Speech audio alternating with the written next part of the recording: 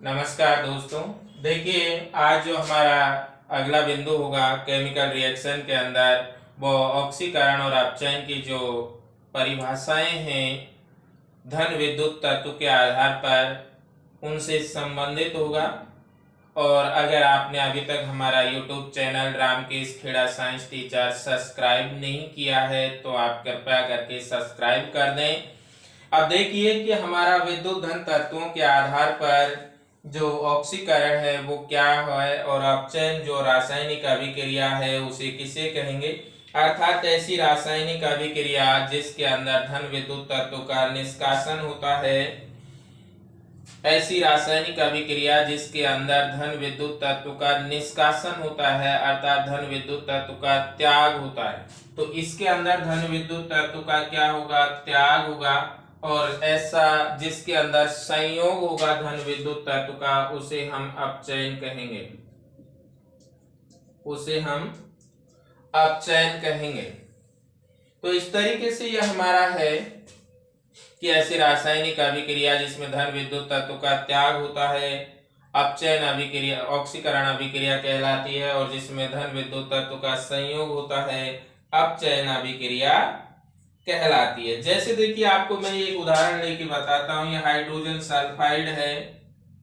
अगर इसकी रासायनिक अभिक्रिया क्लोरीन के साथ कराई जाती है तो इसमें से क्लोरीन अधिक सक्रिय है सल्फर से, इसलिए इसको निष्कासित कर देगा, विस्थापित कर देगा। और यह आपका 2HCl प्लस ये सल्फर, यह आपका हाइड्रोजन सल्फाइड है।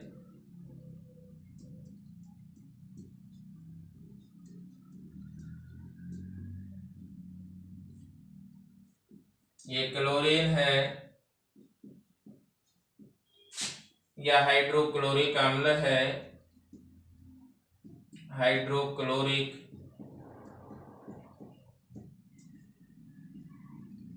और यह आपका सल्फर है। तो इसके अंदर जो धन विद्युत तत्व है हमारा सल्फर, इसका त्याग हो जाता है और ऋण विद्युत तत्व क्लोरीन का संयोग हो जाता है। तो इस तरीके से हम कह सकते हैं कि जो हाइड्रोजन सल्फाइड है, हाइड्रोजन सल्फाइड से धन विद्युत तत्व का निष्कासन हो जाता है और हाइड्रोजन तत्व धन विद्युत तत्व का जब निष्कासन हो जाएगा तो इस प्रकार की जो रासायनिक अभिक्रिया होगी उसे हम ऑक्सीकरण अभिक्रिया कहेंगे। अर्थात ऐसी रासायनिक अभिक्रिया जिसके अंदर धन विद्युत तत्व का त्याग हो, धन विद्युत तत्व के मान में कमी हो, धन विद्युत तत्व का निष्कासन हो, उसे हम ऑक्सीकरण अभिक्रिया कहते हैं। अब ऑक्सीकरण के बाद अपचयन बिल्कुल इसका उल्टा हो जाएगा। अगर कोई ऋण विद्युत धन विद्युत तत्व का क्या हो? संयोग हो। धन विद्युत तत्व का क्या हो? संयोग। जैसे कि अपचयन हमारा बता रहा है, अगर धन विद्युत तत्व का संयोग होता है तो उसे हम अपचयन अभिक्रिया कहते हैं। अगर धन विद्युत तत्व का संयोग होगा तो उसे हम अपचयन अभिक्रिया कहेंगे। जैसे मैग्नीशियम प्लस, अगर मैग्नीशियम की अभिक्रिया क्लोरीन के साथ कराई जाती है तो ये बनता है आपका MgCl2। ये मैग्नीशियम है,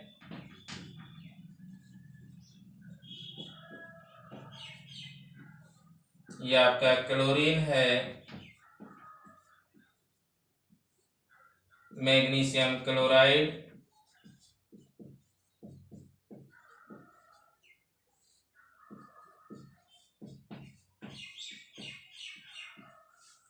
तो इस रासायनिक अभिक्रिया के अंदर धन विद्युत तत्व जो मैग्नीशियम है इसका संयोग हो रहा है, धन विद्युत तत्व के मान में वृद्धि हो रही है, इसलिए यह रासायनिक अभिक्रिया अपचयन अभिक्रिया का एग्जाम्पल होगी। जबकि यह रासायनिक ऊपर की जो रासायनिक अभिक्रिया है इसमें से धन विद्युत तत्व का क्या हो रहा है? निष्कासन हो रहा है। क्या हो रहा है? निष्कासन। इसलिए यह अभिक्रिया और इसके अंदर होगा संयोग, इसलिए यह अभिक्रिया आपकी अपचयन अभिक्रिया होगी और यह अभिक्रिया आपकी ऑक्सीकरण अभिक्रिया होगी। तो हमारा ऑक्सीकरण और अपचयन की जो डेफिनेशन है, धन विद्युत तत्व के आधार पर ऐसी रासायनिक अभिक्रिया जिसमें धन विद्युत तत्व का संयोग होता है, अर्थात धन विद्युत तत्व के मान में वृद्धि होती है, उसे हम ऑक्सीकरण अभिक्रिया कहते हैं। और जिसके अंदर धन विद्युत तत्व के मान में कमी होती है, धन विद्युत तत्व के मान में कमी होती है, उसे हम ऑक्सीकरण अभिक्रिया कहेंगे। और जिसके अंदर कमी होगी या त्याग होगा उसे ऑक्सीकरण। और ऐसी रासायनिक अभिक्रिया जिसमें धन विद्युत तत्व का संयोग होता है, अर्थात धन विद्युत तत्व के मान में वृद्धि होती है, उसे हम अपचयन अभिक्रिया कहते हैं। अब ये था आपका धन विद्युत तत्व के आधार पर डेफिनेशन ऑक्सीकरण और अपचयन की। इसके बाद हम अगला बिंदु लेके आएंगे आपके सामने कि ऋण विद्युत तत्व के आधार पर इनकी परिभाषाएं ऑक्सीकरण और अपचयन की क्या होंगी। देखिए,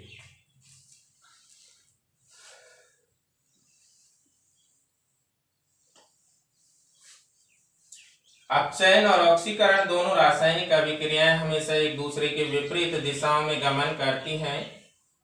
तो आप यहाँ आसानी से देख पाएंगे कि यहाँ जब धन विद्युत तत्व का जब त्याग हुआ तो ऑक्सीकरण था, और जब संयोग हुआ तो अपचयन था। तो ये होगा आपका ऋण विद्युत तत्व, ऋण विद्युत तत्व के आधार पर,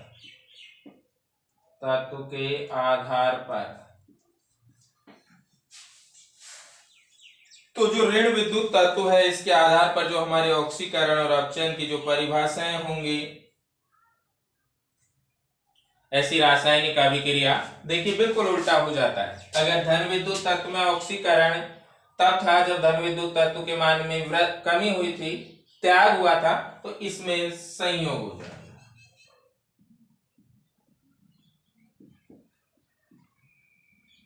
और इसके अंदर त्याग हो जाएगा।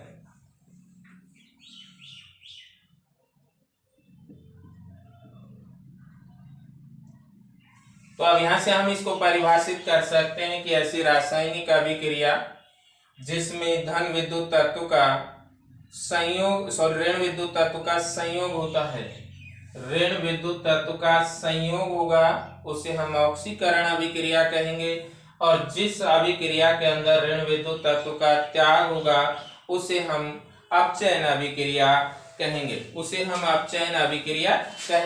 ऐसी रासायनिक अभिक्रिया जिसके अंदर ऋण विद्युत तत्व का संयोग होता है उसे हम ऑक्सीकरण अभिक्रिया कहते हैं। और जिसके अंदर इसका त्याग होगा उसे हम अपचयन अभिक्रिया कहेंगे। तो सबसे पहले हम ऑक्सीकरण की जो डेफिनेशन है या इसका एग्जाम्पल हम वो लेके चलते हैं कि ऐसी रासायनिक अभिक्रिया जिसमें ऋण विद्युत तत्व का क्या हो, संयोग हो।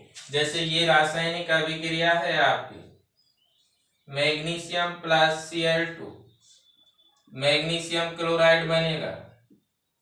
इसमें जो ऋण विद्युत तत्व है Cl2, इसका संयोग होता है। क्या होगा? संयोग। इसलिए यह रासायनिक अभिक्रिया आपकी ऑक्सीकरण अभिक्रिया कहलाएगी।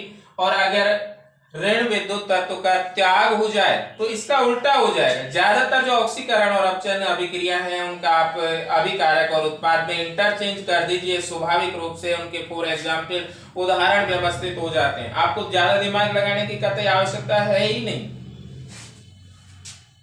Magnesium chloride, magnesium plus Cl, तो इसमें जो ऋण विद्युत तत्व है इसका त्याग हुआ,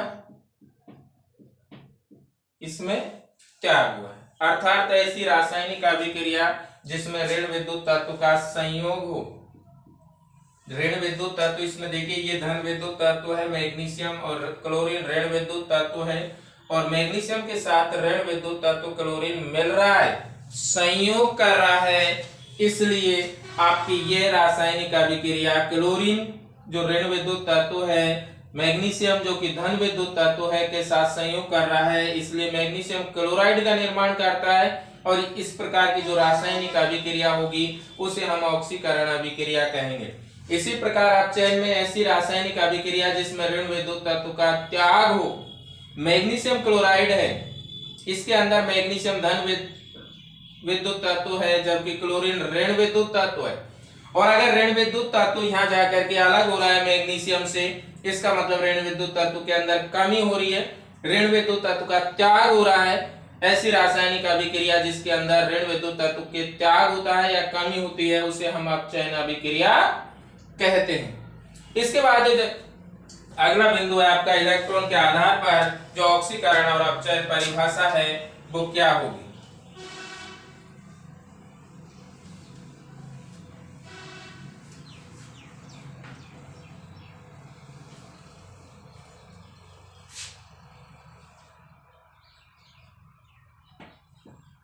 इलेक्ट्रॉन के आधार पर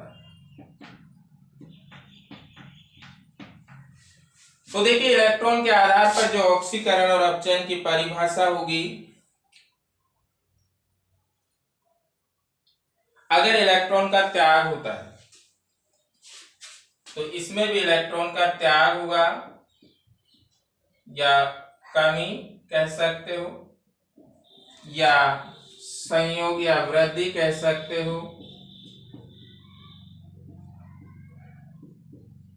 इस प्रकार की जो रासायनिक अभिक्रिया होगी उसे हम ऑक्सीकरण या अपचयन अभिक्रिया कहेंगे।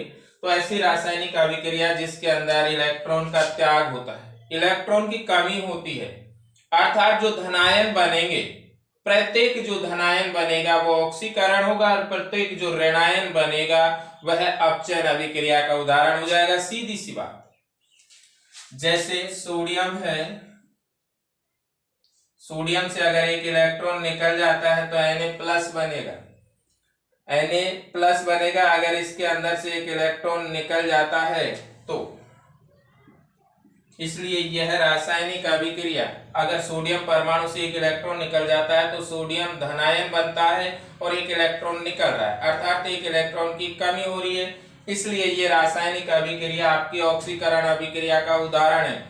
इसी तरीके से दूसरा आप आयरन का ले लीजिए, अगर इसमें से एक इलेक्ट्रॉन और निकल जाए +3 इलेक्ट्रॉन, तो इस प्रकार की जो रासायनिक अभिक्रियाएं होंगी जिनके अंदर इलेक्ट्रॉन की कमी होगी उन्हें हम ऑक्सीकरण अभिक्रिया कहेंगे। और इस प्रकार की रासायनिक अभिक्रिया जिनके अंदर इलेक्ट्रॉन की वृद्धि होती है, जैसे क्लोरीन है, अगर इसमें एक इलेक्ट्रॉन बढ़ा दिया जाए तो ये Cl- का निर्माण करेगा।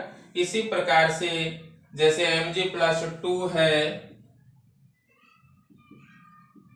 अगर इसके अंदर 2 इलेक्ट्रॉन और जोड़ दिए जाएं तो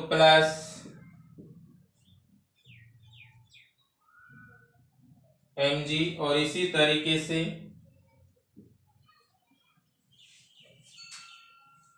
Fe+3 इलेक्ट्रॉन्स Fe या Na+ इलेक्ट्रॉन N। तो इस तरीके की जो रासायनिक अभिक्रिया होंगी, अर्थात ऐसी रासायनिक अभिक्रिया जिनमें इलेक्ट्रॉन की कमी होती है, ऑक्सीकरण अभिक्रिया कहलाती है, अर्थात इलेक्ट्रॉन का त्याग होता है, उन्हें हम ऑक्सीकरण अभिक्रिया कहेंगे। और ऐसी रासायनिक अभिक्रिया जिनके अंदर इलेक्ट्रॉन का संयोग होता है, अर्थात इलेक्ट्रॉन की वृद्धि होती है, अपचयन अभिक्रिया कहलाती है। तो आप लगातार हमारे वीडियो को साइंस के जो इस प्रकार का एनालिसिस है देखते रहें। कुछ समय बाद हम जो राजस्थान माध्यमिक शिक्षा बोर्ड है उसका एनसीईआरटी का सिलेबस लेकर के आएंगे। पहले इसका जो 1 लाइनर क्वेश्चन है, कुछ समय बाद 1 लाइनर जो क्वेश्चन है जो एग्जाम की दृष्टि से कंपटीशन एग्जाम एंड बोर्ड कक्षाओं के अंदर पूछे जा सकते हैं, पहले हम उनको डालेंगे। उसके बाद आपका एनसीईआरटी का जो टॉपिक्स हैं जो कि एनसीईआरटी अलॉट होता है साइंस का, उसके हिसाब से हम वीडियोज बनाएंगे। तो आप हमारे YouTube channel Ramkrishna Kheda science teacher को आप लगातार विजिट करते रहें, लाइक शेयर और सब्सक्राइब भी करते रहें। नमस्कार।